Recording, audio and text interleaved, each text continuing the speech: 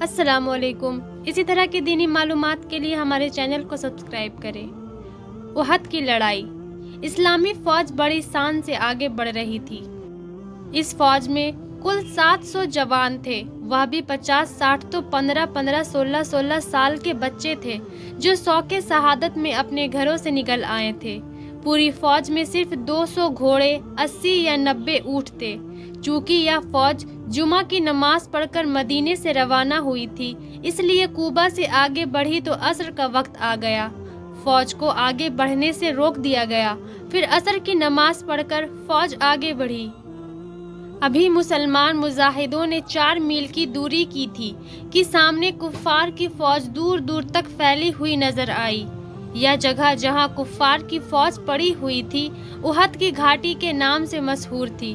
اسلامی فوج احد پہاڑ سے کچھ آگے بڑھ کر پہاڑی کے دامن میں جا اتری۔ کفار مکہ نے دور سے مسلمانوں کو آتے دیکھ لیا تھا۔ ابو سفیان اور اکرمہ بن ابو جہل دونوں ایک اونچے ٹلے پر چڑھ کر اسلامی فوج کے آنے کا نظارہ کرنے لگے۔ اسلامی مجاہدوں کی تعداد تھوڑی تھی۔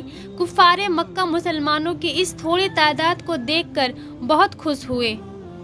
اکرمہ مسلمان بھی تو ہماری طرح انسان ہی ہے۔ ابو سفیان نے کہا، ہم سے زیادہ بہادر ہونے کا کوئی سوال ہی پیدا نہیں ہوتا۔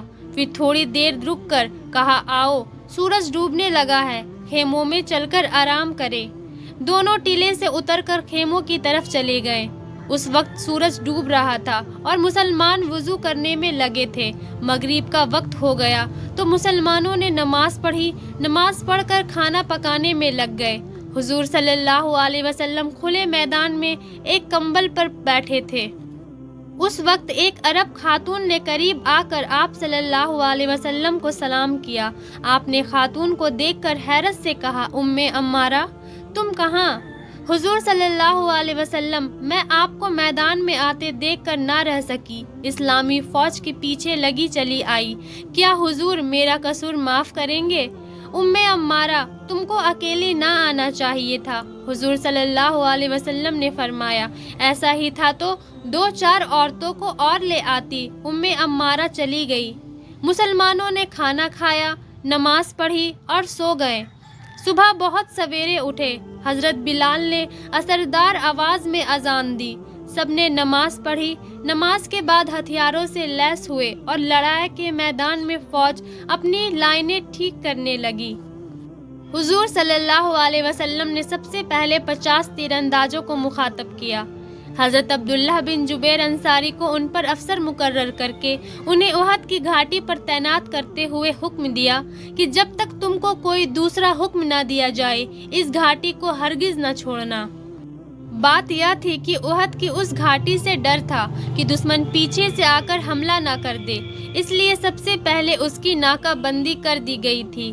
اب حضور صلی اللہ علیہ وسلم نے فوج کی لائنیں درست کی۔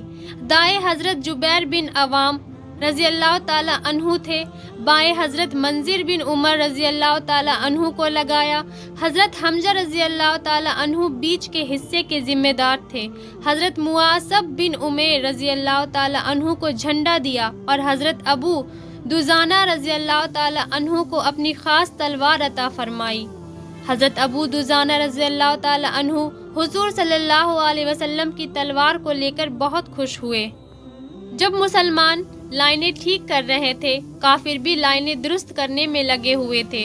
ابو سفیان نے خالد بن ولید کو 100 سواروں کی ٹکڑی دے کر دائیں ہاتھ پر اور اکرمہ بن ابو جہل کو 100 سواروں پر افسر مقرر کر کے بائیں ہاتھ پر مقرر کیا۔ طلحہ کو، جو قبیلہ بنی عبدودار سے تھا، جھنڈا دیا۔ مردوں کی ان لائنوں کے بعد ہندا نے عورتوں کی بھی ایک ٹکڑی بنائی۔ وہ لائنوں کو ٹھیک ٹھاک کر کے ایک کالے حبشی غلام کے پاس آئی۔ اس غلام کا نام وحشی تھا۔ وحشی جبیر بن مطعم کا غلام تھا۔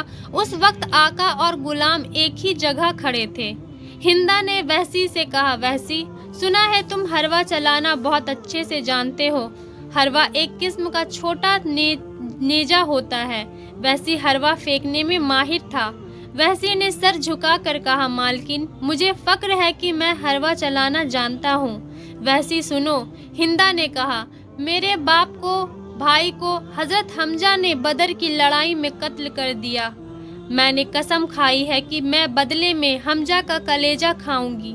میری قسم کی لاش تمہارے ہاتھ میں ہے، میں حکم کا بندہ ہوں، وحشی نے کہا۔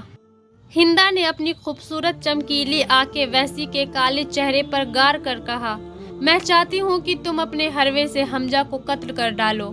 اگر تم نے انہیں قتل کر دیا تو دیکھو، میرے اس زیور کی طرف دیکھو۔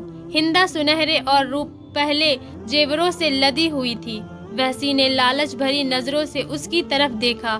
ہندا نے کہا، میں تمہیں یہ تمام زیور اتار کر دے دوں گی۔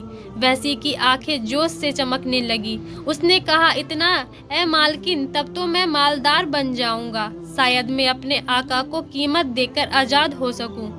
تب تک جبیر بول پڑا، وحشی، اگر تم نے حمزہ کو مار ڈالا تو میں تم کو آزاد کر دوں گا۔ وحشی مارے خوشی کے ناچنے لگا، بولا، معلوم ہوتا ہے میری قسمت کا ستارہ چمکنے والا ہے۔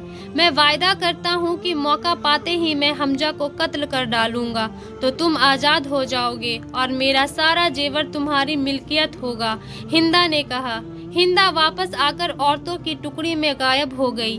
وحشی جبیر بن مطعم کے ساتھ ٹکڑی میں جا ملا۔ سورج نکل کر اب کچھ اونچا ہو چلا تھا، ابھی لڑائی شروع نہ ہوئی تھی، سبھی تیار خاموش کھڑے تھے۔ تھوڑی دیر میں ایک سوار کافروں کی فوج سے نکلا، اسلامی فوج کے قریب آیا۔ انصار نے اسے دیکھ کر پہچان لیا، وہ ابو عامر تھا، جس کا تعلق اوس قبیلے سے تھا۔ مدینے میں اسلام آنے کے بعد وہ مسلمانوں کی بڑھتی تعداد کو نہ دیکھ سکا اور مدینہ چھوڑ دیا، پھر مکے میں جا کر آباد ہوا۔ وہ مدینے کے مسلمانوں کو سمجھانے نکلا تھا اور انہیں اپنی طاقت بڑھانا چاہتا تھا۔ مسلمانوں نے اس کا منہ توڑ جواب دیا، وہ چپ چاپ واپس چلا گیا۔ ناظرین، احد کی لڑائی کا واقعہ ابھی جاری ہے۔ ویڈیو پسند آئی ہو تو اسے لائک، شیئر، کمنٹ ضرور کیجیے گا۔ اللہ حافظ۔